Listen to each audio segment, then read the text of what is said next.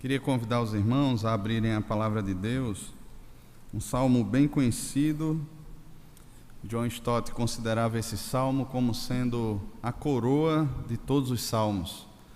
Salmo 139, salmo de Davi, um dos meus salmos preferidos também, com certeza, porque ele fala muito do nosso coração e principalmente de como Deus se relaciona conosco, de como Deus nos enxerga e como é essa experiência do relacionamento com Deus. Salmo 139, nos diz assim a palavra do Senhor: Senhor, Tu me sondas e me conheces, sabes quando me assento e quando me levanto, de longe penetras os meus pensamentos. Esquadrinhas o meu andar e o meu deitar, e conheces todos os meus caminhos. Ainda a palavra me não chegou à língua, e Tu, Senhor, já a conheces toda. Tu me cercas por trás e por diante, e sobre mim pões a mão. Tal conhecimento é maravilhoso demais para mim, é sobremodo elevado, não o posso atingir. Para onde me ausentarei do Teu Espírito? Para onde fugirei da Tua face? Se subo aos céus, lá estás. Se faço a minha cama no mais profundo abismo, lá estás também.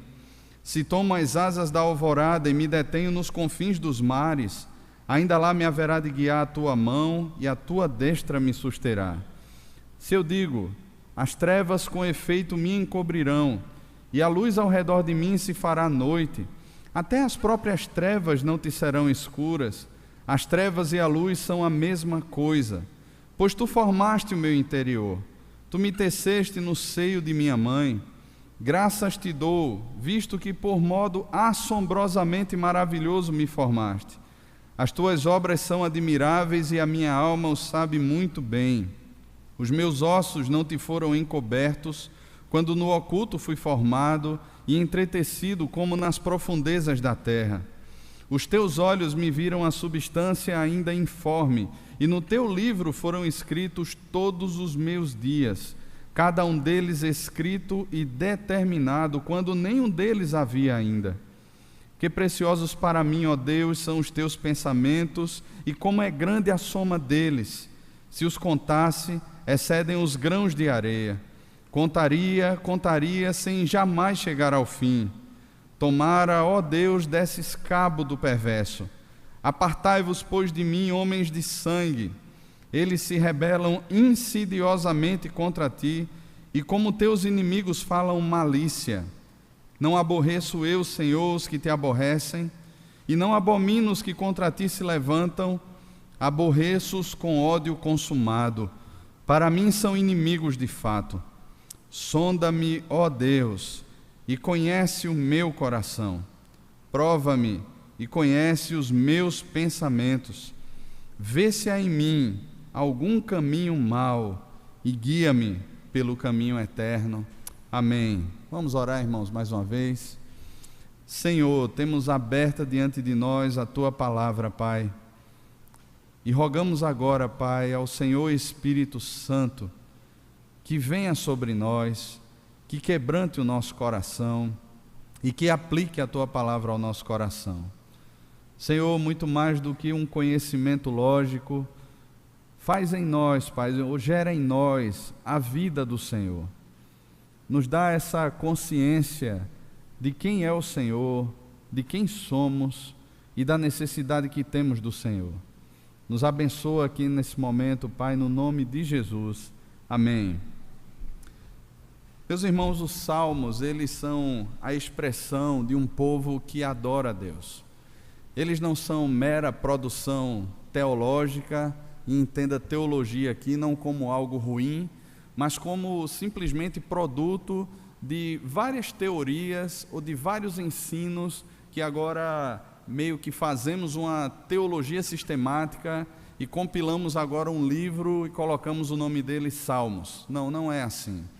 Os salmos, eles têm a sua profundidade teológica, porque os judeus desde cedo eram instruídos na lei do Senhor, no Pentateuco, eles ouviam falar de Deus, das histórias de Deus, da libertação que Deus promoveu, tirando o seu povo do Egito. Eles cresciam ouvindo das grandezas de Deus, sobre a vontade de Deus, e eles expressavam toda essa teologia de forma muito prática, de forma muito relacional, porque, principalmente para os salmistas, eles não escreveram isso aqui de forma fria, mas é como se eles estivessem colocando para fora aquilo que estava presente no coração, aquilo que enchia o coração deles, o relacionamento deles com Deus, a percepção de mundo que eles tinham, as dificuldades que eles passavam, as lutas, as adversidades e também as vitórias, o reconhecimento da grandeza de Deus, da glória de Deus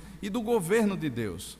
Durante todo esse ano, nós estaremos pensando aqui como tema da igreja sobre o Deus que governa, o Deus que governa todas as coisas.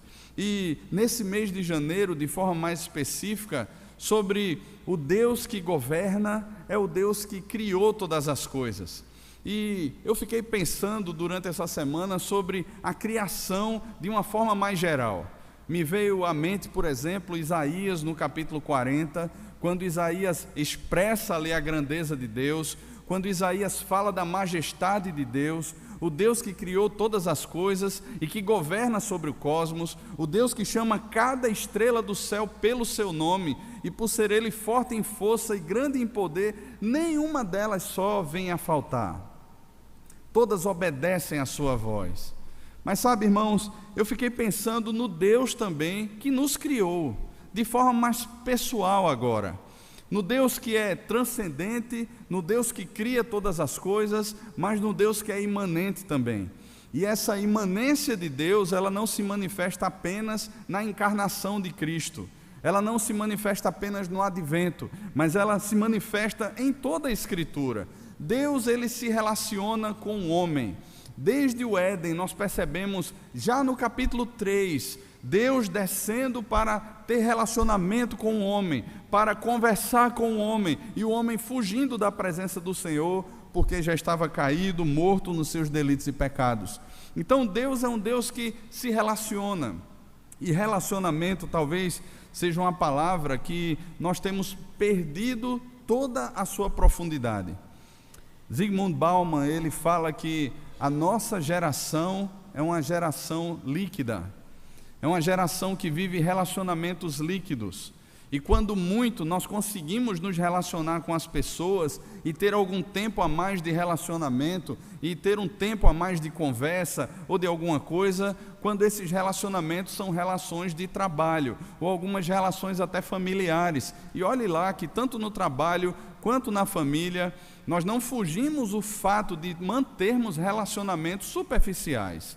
Porque tanto nas relações em casa, nós presenciamos no contato, na conversa, e até mesmo por tantas reportagens que são levantadas, a falta de profundidade no relacionamento que os pais têm com os filhos, que os filhos têm com os pais, que os cônjuges mantêm, e nas próprias relações de trabalho também. Muitas vezes passamos o dia inteiro com a pessoa e nós não estamos interessados no coração daquela pessoa, em como está aquela pessoa, ainda que muitas vezes nós usemos aquele clichê e perguntemos: olá, tudo bom? Como é que você está? Nós não estamos tão preocupados assim se a pessoa deseja manter ali uma conversa mais profunda, um abrir do coração, aquele diálogo da alma. Nós não estamos preocupados, porque nós somos egoístas e as nossas relações, elas se tornam funcionais, se tornam apenas funcionais. Só que, irmãos, para mim, algo que me veio à mente essa semana, e talvez não seja nada novo, nem nenhuma surpresa, algo que se deva a colocar olhos grandes e dizer assim: nossa, que descoberta. Mas para mim, todo esse esfriamento relacional, toda essa superficialidade que nós vivemos como sociedade, é por causa desse afastamento de Deus. A cada vez mais nós percebemos esse afastamento de Deus. É como se o nome de Deus e tudo aquilo que Deus representa estivesse sendo sugado da sociedade em que nós vivemos, e o que sobra é o governo do nosso ego. E o governo do nosso ego, ele é autocentrado. ele é como se fosse um Deus em si mesmo e usasse coisas e pessoas apenas para a satisfação dos seus próprios desejos. Quando a gente exclui a perspectiva de um Deus relacional e nós nos tornamos agora a referência dos relacionamentos, é exatamente isso que percebemos. Porém, Davi, ele declara aqui nesse salmo toda a beleza e toda a profundidade desse relacionamento que Deus tem com o seu povo. Com o seu povo. Como Deus se revela e como Deus se relaciona conosco. Como Deus não é meramente um compêndio teológico ou simplesmente algo que deva ser dissecado e estudado, mas como Ele se relaciona, como Ele nos enxerga, como Ele caminha conosco. É maravilhosa a forma como Davi descreve esse relacionamento, e eu aqui quero pensar nesse salmo com você, a gente tomando aqui alguns pontos, pelo menos 4 pontos aqui, a gente vai dividir esse salmo, e a conclusão será a oração final de Davi, que também é como se fosse um abrir de coração, ou como o Hernandes Dias Lopes muitas vezes fala, uma radiografia da alma, alguma coisa nesse sentido assim. Então eu queria pensar com você em primeiro lugar, do versículo 1 até o versículo 6, o que Davi está falando aqui? Ele começa afirmando que Deus sonda e que conhece o seu coração. Ele sabe quando Davi se assenta, quando Davi se levanta, de longe ele penetra os pensamentos de Davi, ele esquadrinha o andar, o deitar, ainda a palavra não chegou à língua e o Senhor já conhece toda. Em síntese, o que Davi está querendo dizer aqui é que não há como ocultar o nosso coração e, consequentemente, as nossas motivações de Deus. Não há. Às vezes a gente cresce, né, ouvindo aquela musiquinha, cuidado olhinho no que vê, cuidado boquinha o que fala, o Salvador do céu está olhando para você. E parece que isso, ao invés de ajudar as crianças a terem uma percepção de Deus, elas geram medo, e nós muitas vezes crescemos, nos tornamos adultos, pessoas mais amadurecidas, e crescemos com essa percepção de que Deus é meio que como aquele fiscal da Receita Federal, que a declaração de imposto de renda cai na malha fina e a gente diz assim, rapaz, agora quebrou tudo. Quebrou tudo, porque ele vai pegar cada documento, cada papel, cada valor, vai esmiuçar aquilo ali e vai saber que eu menti na minha declaração.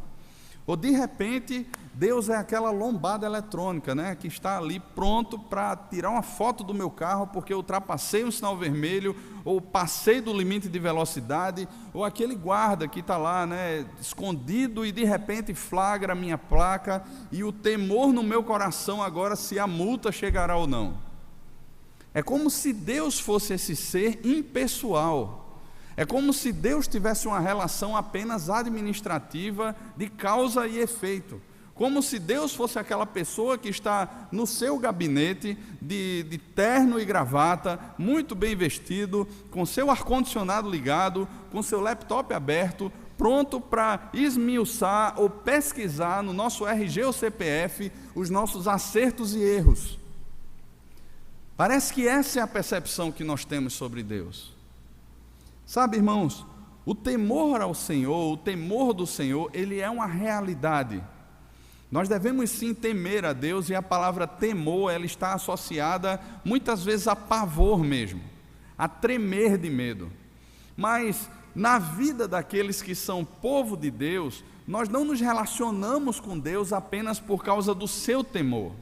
Jesus, ele não nos chama mais de servos, mas ele nos chama de amigos. E aqui nós também não podemos cair naquele erro que os hereges do primeiro século tentaram desenvolver para de alguma forma tornar Deus mais aceitável aos cristãos do primeiro século. Macião e tantos outros diziam que o Deus do Antigo Testamento era um tipo de demiurgo, ou um Deus irado, ou um Deus raivoso, mas assim era um Deus pequeno. um Deus que se perdeu na história e que Jesus Cristo, principalmente pelas lentes de Paulo e pelas lentes de uma falsa graça, era aquele Deus bonzinho que aceitava tudo e que estava disposto apenas a manter um relacionamento sem nenhuma cobrança, sem nenhuma lei, sem nada que de repente gerasse algum peso no meu coração. Isso é heresia. O mesmo Deus do Antigo Testamento é o Deus do Novo Testamento também. Paulo diz que Jesus é a expressão exata do ser de Deus. Jesus é a revelação perfeita do ser de Deus para mim e para você. Então, não existem dois deuses. Não existe essa perspectiva enganosa de um Deus do Antigo Testamento e de um Deus do Novo Testamento. O Verbo se fez carne e habitou entre nós, cheio de graça e de verdade. Vimos a sua glória como do unigênito do Pai. Então, Davi, ele tem essa consciência. Davi sabe quem é Deus. E Davi não termina aqui as suas declarações afirmando: nossa, eu estou perdido. Esse Deus me conhece e agora quebrou tudo. E agora, o que será de mim? Ele sabe as motivações do meu coração, Ele sabe quem eu sou. Mas se nós olharmos o versículo 6, nós percebemos Davi exaltando a Deus por ter essa consciência de um Deus que conhece o seu coração. Ele vai declarar: tal conhecimento é maravilhoso demais para mim, é sobremodo elevado, não o posso atingir. Davi termina essa primeira declaração exaltando a Deus, louvando essa sabedoria, essa onisciência de Deus, essa forma como Deus, Ele conhece o nosso coração. Irmãos, isso é tremendo, porque em tempos onde relacionamentos são superficiais, e se nós mantemos essas relações superficiais, é porque a nossa relação com Deus também é uma relação superficial. Nós nos tornamos aquilo que nós adoramos. Nós nos tornamos exatamente aquilo que adoramos. E quanto mais nos achegamos a Cristo, quanto mais percebemos e conhecemos esse Deus que se relaciona comigo de forma íntima e profunda, mais os meus relacionamentos serão profundos também. As minhas relações interpessoais, elas não serão relações de consumo, elas não serão relações funcionais, elas não existirão apenas pela necessidade de um trabalho ou do desenvolvimento de um ministério, ou porque eu casei com essa cruz que eu tenho que carregar até o final da minha vida, ou porque eu sou pai ou mãe desse menino que eu tenho que educá-lo até o final da vida, ou porque esse cara é meu pai e agora eu sou obrigado a me relacionar com ele. Não! As nossas relações ganharão um significado todo especial, um significado profundo, porque elas serão fruto, elas serão o produto do nosso relacionamento com Deus. Elas serão profundas. E aqui Davi, ele fala sobre esse conhecimento do Senhor, um Deus que sonda, um Deus que esquadrinha, um Deus que esmiuça, um Deus que penetra, um Deus que conhece o nosso coração. Conhece o nosso coração. Irmãos, não há nada no nosso coração que possamos ocultar de Deus. Quando João escreve o seu evangelho, João fala no capítulo 3, ali a partir do versículo 16, que a luz veio ao mundo, porém os homens amaram mais as trevas do que a luz, porque as suas obras eram más. E essa revelação de Cristo ao nosso coração, ela é como uma candeia, que ela vai iluminando cada área do nosso coração. Ela consegue descer aos porões do nosso coração, aos locais mais obscuros, aquilo que muitas vezes nós intentamos esconder das pessoas. Cristo, ele chega lá. Essas coisas não estão encobertas aos olhos daquele a quem havemos de prestar contas. Mas, irmãos, ao invés de simplesmente gerar no meu coração ou no seu coração agora um pavor terrível, deveria gerar no nosso coração exaltação a Deus. por saber que Ele nos conhece tão bem. Ele sabe por que nós nos assentamos, o que nos motivou a sentar, e também aquilo que nos motiva a levantar. Ele sabe as motivações do nosso coração quando nós pegamos um transporte, seja lá qual for, todos os dias para ir trabalhar. Ele sabe o que é que está no nosso coração.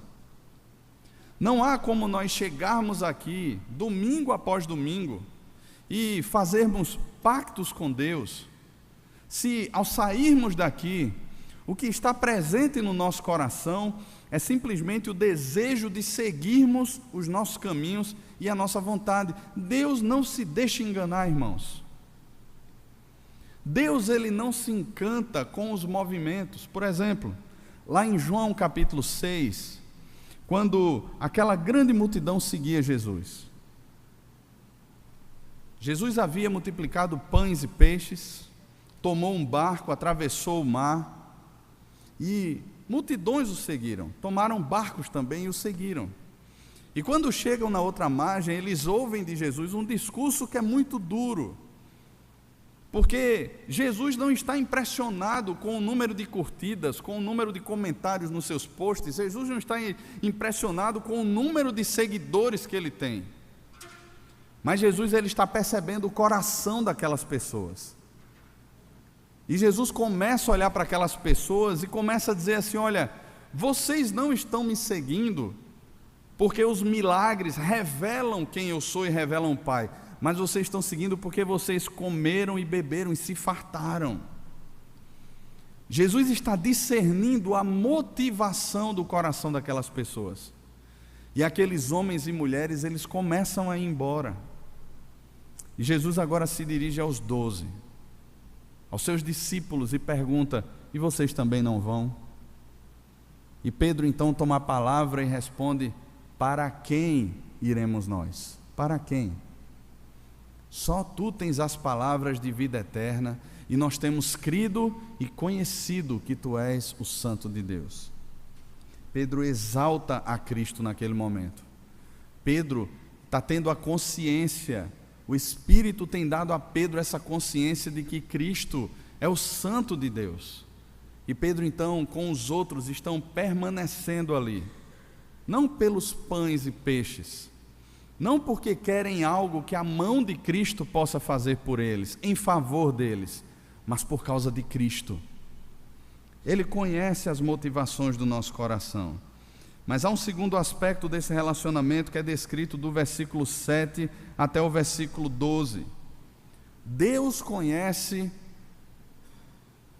onde estamos posicionados também geograficamente. Davi tem essa consciência que não há como fugir da presença de Deus. E é interessante as imagens que Davi vai colocar aqui, vai ilustrar aqui para a gente. Para onde me ausentarei do teu espírito e para onde fugirei da tua face? Essas duas perguntas são as perguntas que vão discernir todo o texto. Se subo aos céus, lá estás. Se faço a minha cama no mais profundo abismo, e a tradução mais literal aqui é Sheol, é lugar dos mortos, é literalmente o inferno. Se eu faço a minha cama lá no inferno, lá estás também. Se tomo as asas da manhã, da alvorada, ou se me detenho nos confins dos mares, ainda lá me haverá de guiar a tua mão e a tua destra me susterá. Se eu digo, as trevas com efeito me encobrirão, eu estarei escondido agora, mergulhado em densas trevas. A luz ao redor de mim se fará noite, até as próprias trevas não te serão escuras. As trevas e a luz são a mesma coisa.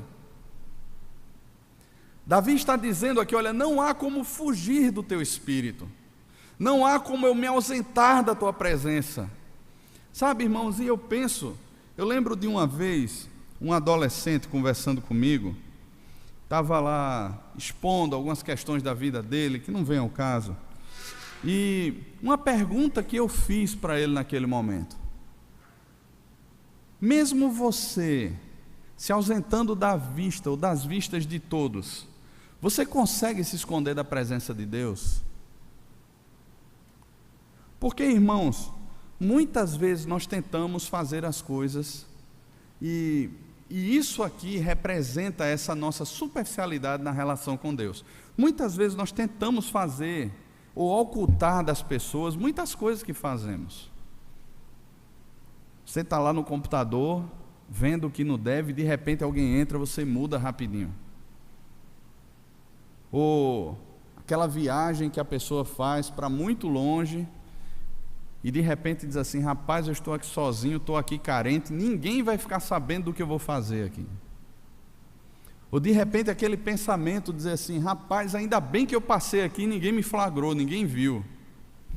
Até agora há pouco, alguém que trabalha com esses vídeos de comédia, gravou um vídeo, o crente comprando cerveja no supermercado, E ele está lá, nas prateleiras, ele pega aquele negócio lá e de repente chega uma irmã, irmão, o que é que você está fazendo? Ele: não, estou aqui só olhando, muito triste, Olha o teor de álcool desse negócio, deve fazer muito mal. E ele tenta, de uma forma ou outra ali, engraçado o vídeo, tentar dizer que não, eu não estou pegando isso aqui, não, você está vendo errado isso aqui. E sabe, irmãos, eu penso que essa consciência que nós temos, Pastor Augusto Nicodemos, ele escreveu um livro e ele fala do ateísmo cristão. Isso é muito jóia, porque isso é muito presente nas igrejas nos nossos dias. Nós professamos a nossa fé em Cristo, nós participamos de ministério, nós somos membro de igreja, nós falamos de Jesus, mas nós não temos essa consciência verdadeira, bíblica, de que o Espírito Santo de Deus não se retira de mim quando eu resolvo pecar. Deus não afasta a sua presença de mim quando eu resolvo trilhar os meus descaminhos. Deus não se afasta. Deus não retira de mim a sua mão. Deus não retira de mim o seu Espírito quando eu resolvo mentir, quando eu resolvo pecar, quando eu resolvo acessar alguma coisa ou presenciar alguma coisa que eu sei que é uma afronta à santidade dele. Deus, ele não se retira de mim. E essa consciência faz parte aqui da relação de Deus com Davi, e essa percepção Davi tem. Olha, para onde eu posso me ausentar da tua presença? Não há lugar nenhum, ainda que eu resolva habitar no inferno, ainda que eu resolva colocar a minha cama lá e dizer assim: olha, aqui é o meu lugar de descanso, é aqui onde eu vou me esconder, em densas trevas, ainda lá me haverá de guiar a tua mão.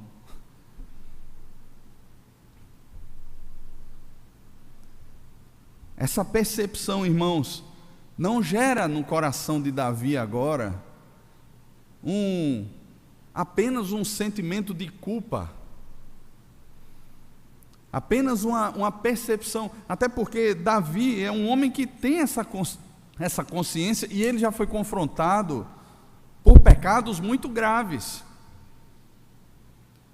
E esse relacionamento que Davi tem com Deus, ou essa visão relacional que ele sabe que Deus mantém com ele, não se ausentou quando, por exemplo, ele deu a sentença de morte de Urias e mandou que aquele soldado levasse, que o próprio Urias levasse. Ele sabe que Deus não se ausentou dele quando ele manteve relações com Batseba. E é um homem que confessa então diante de Deus o seu pecado.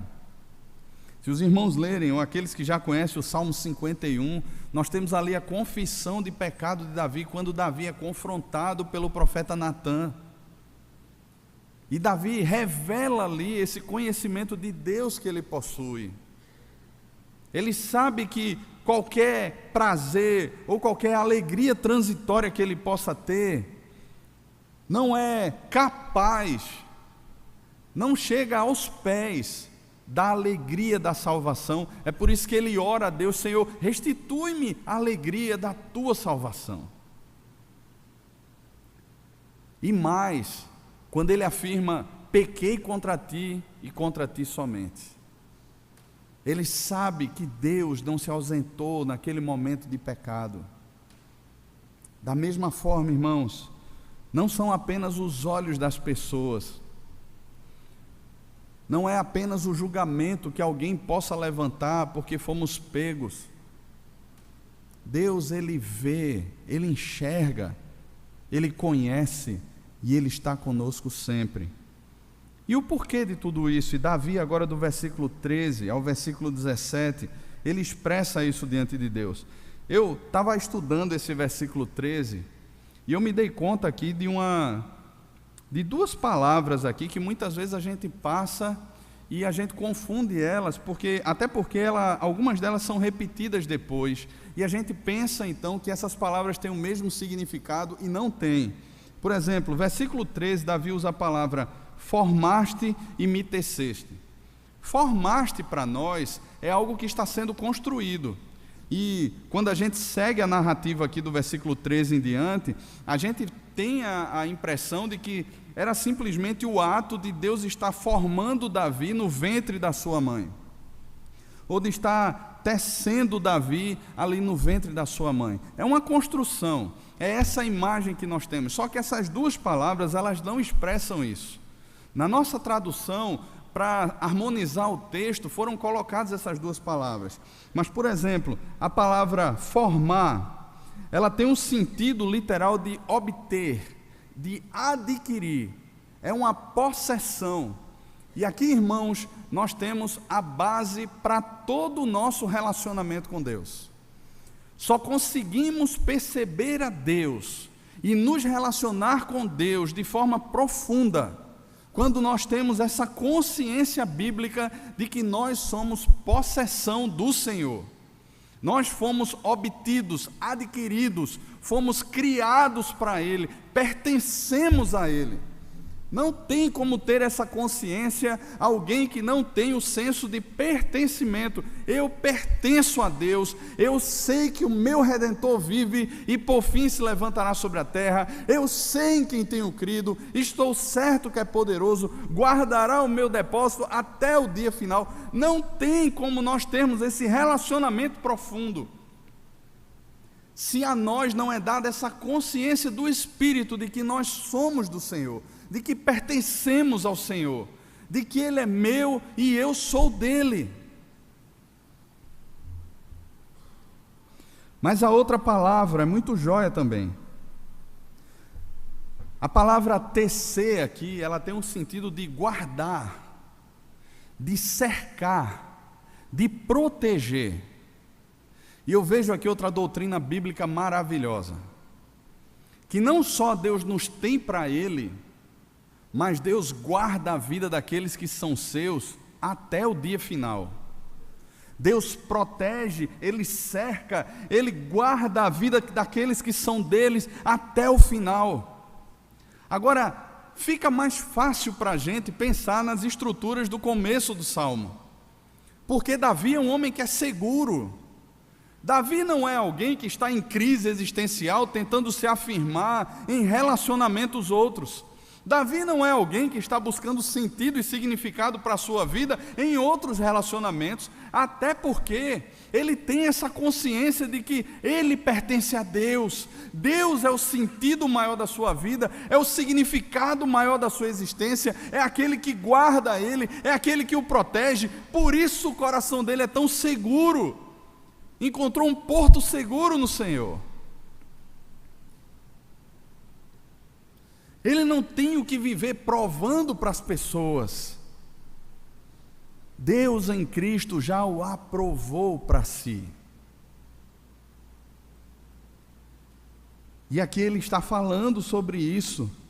E o versículo 14, graças te dou, visto que por modo assombrosamente maravilhoso me formaste. E aqui a palavra formaste é literalmente alguém que está sendo criado.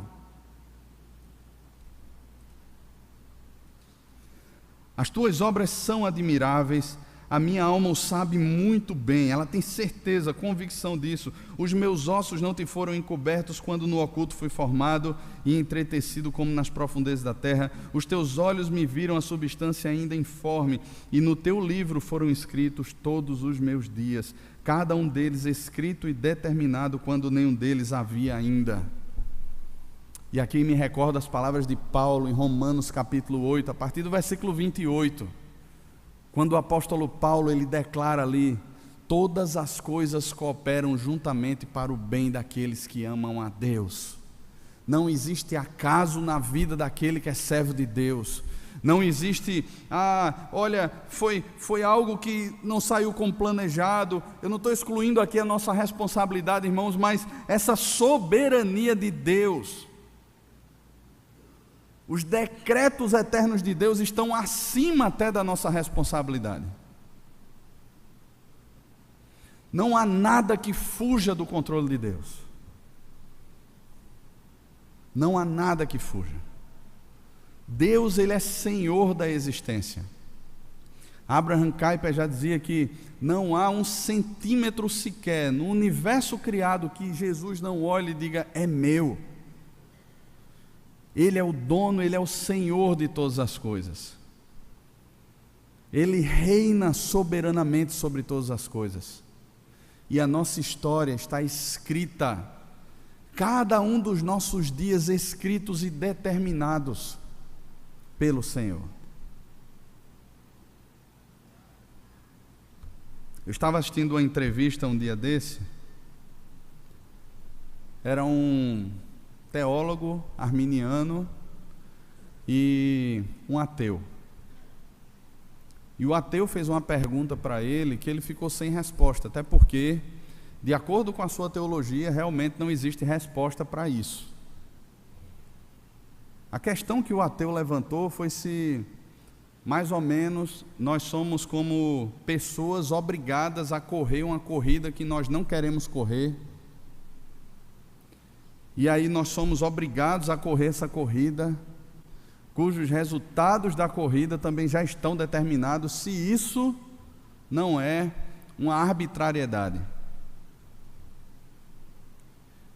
E aí aquele teólogo ficou puxando para um lado, para o outro, tentou amenizar a coisa e falar do amor de Deus ali, quando de fato o amor de Deus ele se manifesta por essa vontade de Deus, que não é simplesmente sujeita, ou que não se sujeita à minha vontade, mas que é uma vontade própria de Deus.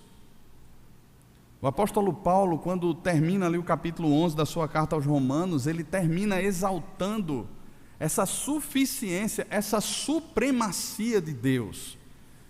E ele diz, ó profundidade da riqueza, do conhecimento de Deus, quão inescrutáveis os seus caminhos, quão insondáveis são os seus juízos. Quem, pois, conheceu a mente do Senhor? Quem foi o seu conselheiro? Quem primeiro deu a ele para que lhe venha a ser restituída alguma coisa? O próprio Jó, quando está levantando seus questionamentos diante de Deus, Deus se apresenta a Jó no meio daquele redemoinho, e Deus olha para Jó e diz assim, Jó, onde é que você estava quando eu estabelecia os fundamentos do universo? Eu pedi conselho a você, Jó. Deus, Ele é soberano, irmãos.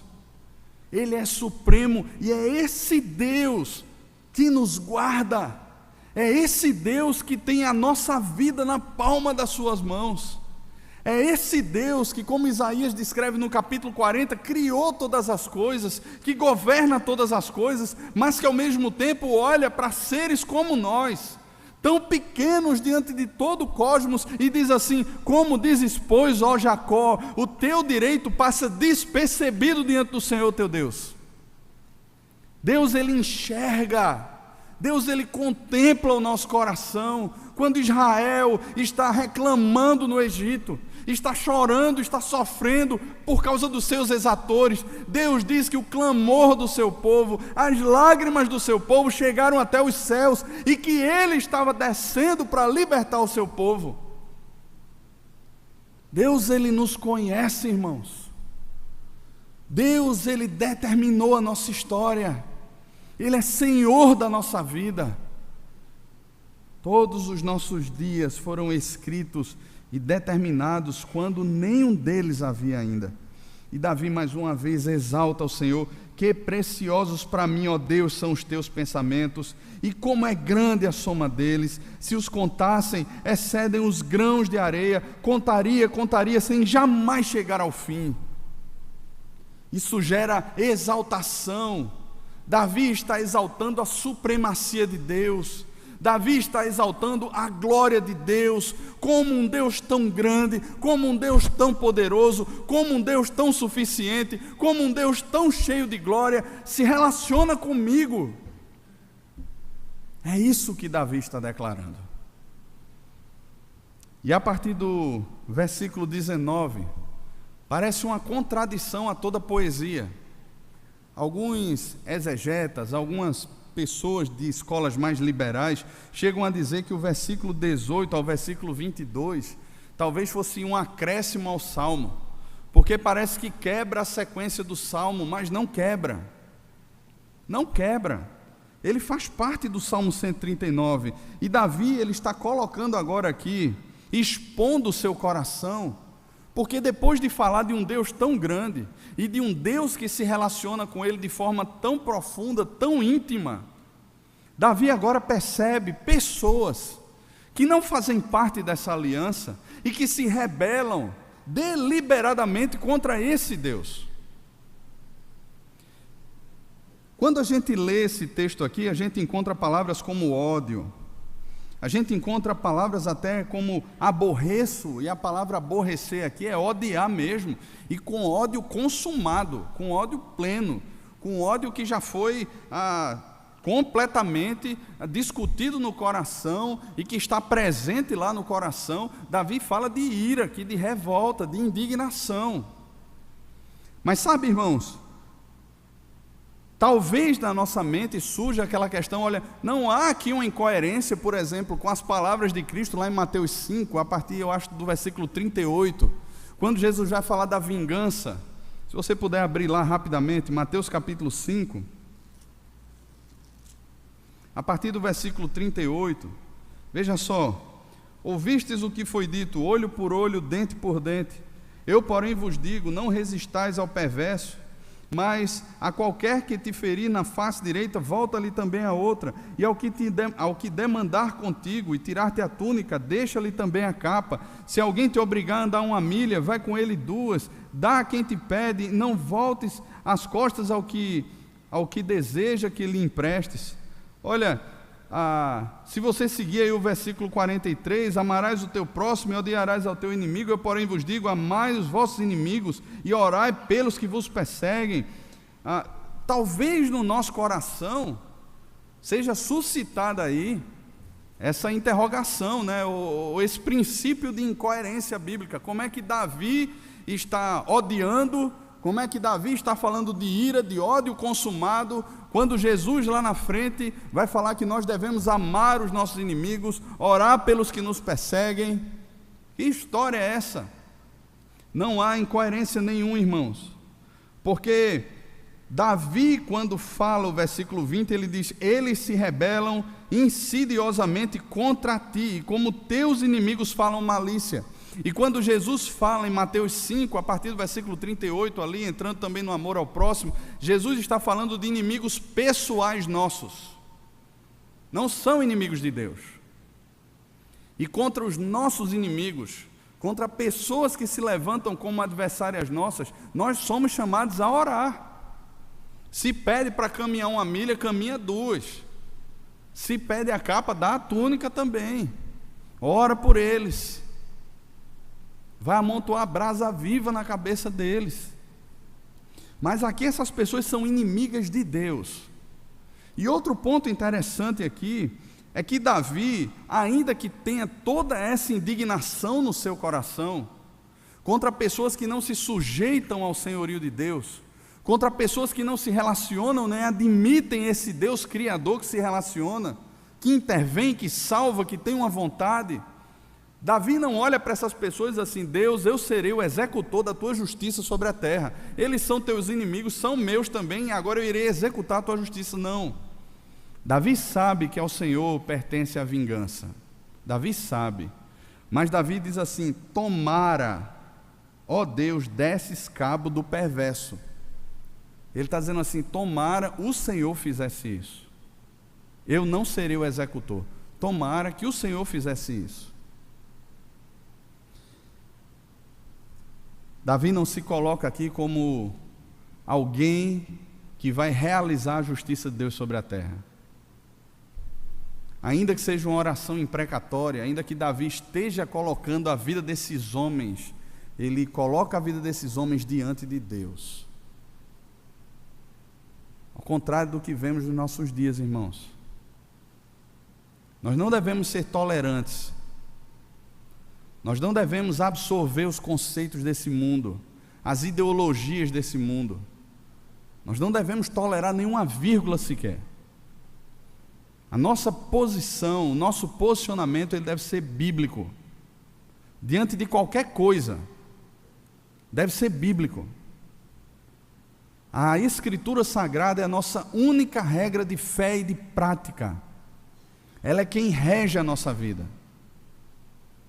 Nós não somos chamados a viver essa filosofia do politicamente correto, a aceitar toda e qualquer ideologia que desestrutura os mandatos criacionais de Deus no que diz respeito à família. Nós não devemos ser tolerantes com essas coisas. Mas, irmãos, a justiça e a ira pertencem ao Senhor. Pertencem ao Senhor. E Davi coloca esses homens, e Davi coloca tudo isso diante do Senhor. Tomara, ó Deus, desse cabo do perverso. Tomara, ó Deus, o Senhor fizesse isso. Davi não sai por aí perseguindo, nem matando, nem tentando estabelecer a sua justiça. Tiago capítulo 2 nos fala que a ira do homem, ela não produz a justiça de Deus. E a conclusão desse salmo, irmãos, para mim é uma oração tremenda. Porque Davi finaliza esse salmo dizendo: sonda-me, ó Deus, e conhece o meu coração, prova-me e conhece os meus pensamentos, vê se há em mim algum caminho mau e guia-me pelo caminho eterno. A palavra mal que aparece aqui no versículo 24, ela não é uma palavra que aparece muitas vezes no Antigo Testamento, ela só aparece 4 vezes. E uma das variantes dessa palavra aparecem várias vezes, principalmente quando se trata de idolatria. Então, o que Davi está querendo dizer aqui diante de Deus é que esse sondar do coração, esse conhecer do coração, que ele está se colocando aqui, sabendo o que Deus faz, mas ele está reconhecendo e clamando a Deus agora que o sonde, que vasculhe a sua alma, que conheça as suas motivações, os seus pensamentos, e se há por acaso, porventura, um caminho mau, um caminho de idolatria. Irmãos, idolatria aqui não é meramente adoração a um carro, a uma casa, mas é a adoração do eu. O nosso ego, o nosso eu é o nosso maior ídolo. Calvino já dizia que o coração do homem é como se fosse uma fábrica de ídolos, e os ídolos servem para satisfazer o ídolo maior que sou eu. E aí eu olho e digo assim: eu preciso casar, eu preciso ter uma mulher para me satisfazer, eu preciso ter filhos para me satisfazer, eu preciso ter um carro para me satisfazer. É claro que nós nos satisfazemos nessas coisas de alguma forma.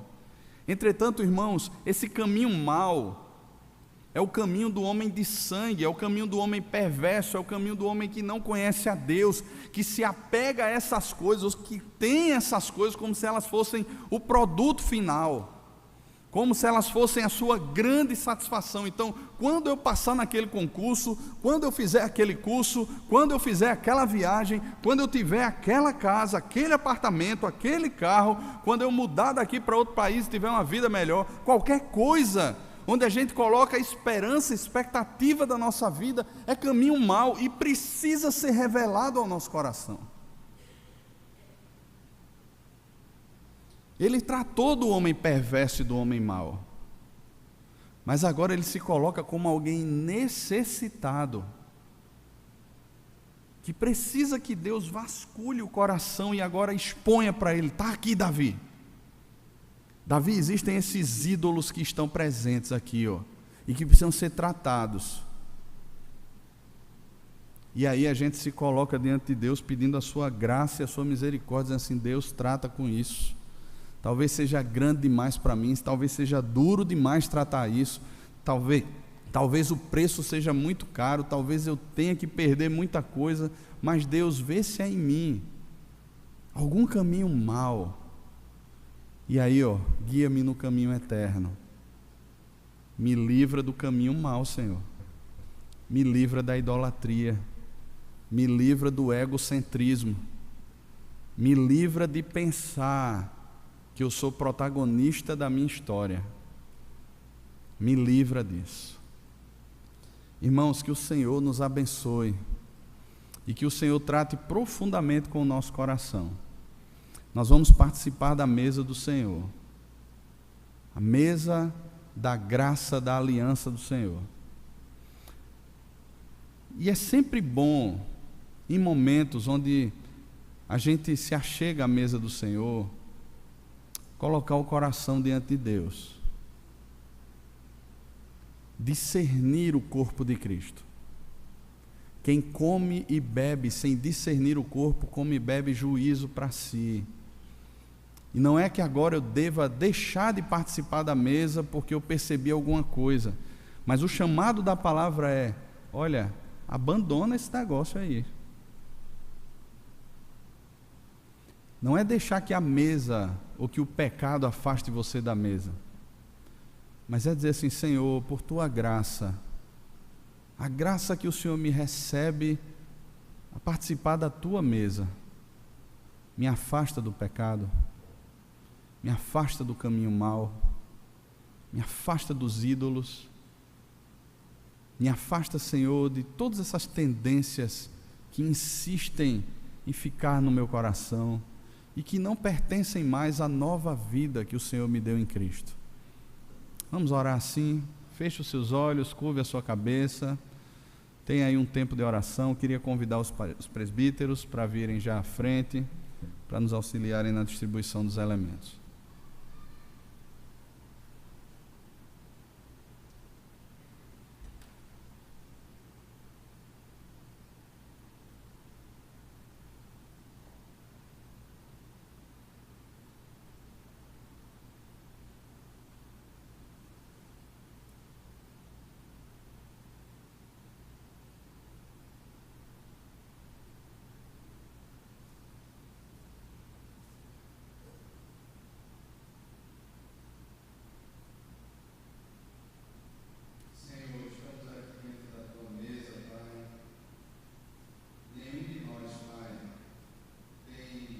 A capacidade de se colocar de pé diante do Senhor e tomarmos para nós a nossa justiça como sendo padrão ou referencial de estarmos de pé.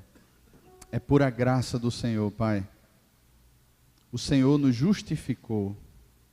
O Senhor nos cobriu com a tua justiça, Pai. E é por meio dela que nós nos achegamos a essa mesa, que é a mesa da comunhão, a mesa do pacto, da aliança que o Senhor tem conosco, onde o Senhor mesmo nos serve, e ainda que pão e vinho não se tornem o teu sangue e o teu corpo, por meio deles o Senhor alimenta o nosso coração, por meio deles o Senhor nos comunica a tua graça, Pai. E obrigado, Pai, porque sabemos que o Senhor é aquele que nos recebe aqui, é o anfitrião dessa mesa, e o Senhor nos aceita por causa do teu Filho. Então pedimos, Pai, que o Senhor manifeste a tua graça no nosso coração. Se estamos fracos, que o Senhor nos fortaleça em Cristo.